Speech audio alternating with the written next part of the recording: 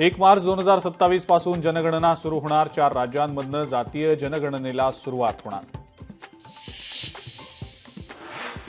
पालिका निवडणुकीच्या पार्श्वभूमीवर भाजपकडनं मुंबईमध्ये मेळाव्यांचं आयोजन. 9 जूनला दादरच्या योगी सभागृहात भाजपचा मेळावा.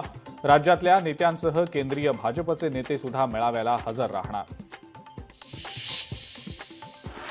लाडक्या बहिणींना मे महिन्याच्या हप्त्याचं वितरण सुरू. महिला आणि बालकल्याण मंत्री आदिती तटकरे यांनी ट्विट करत दिली माहिती.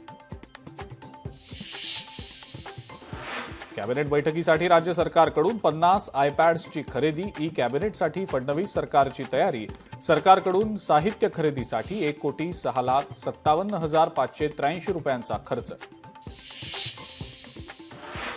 सुधाकर बडगुजर यांची पक्षातनं हकालपट्टी झाल्यानंतर समर्थकांकडनं बॅनरबाजी.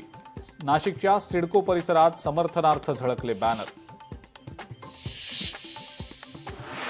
अमरावतीमध्ये आयपीएलच्या फायनल मॅचवर ऑनलाईन सट्टा लावणाऱ्या 6 जणांना अटक. आरोपींकडनं 3,89,000चा मुद्देमाल जप्त. नागपुरात सासरच्या जाचाला कंटाळून नवविवाहितेची आत्महत्या. लग्नात झालेल्या खर्चाच्या भरपाईसाठी सासरच्यांकडनं सुरू होता जाच. वर्ध्याच्या पडेगावमध्ये प्रहारच्या कार्यकर्त्यांचं विहिरीमध्ये उतरून आंदोलन.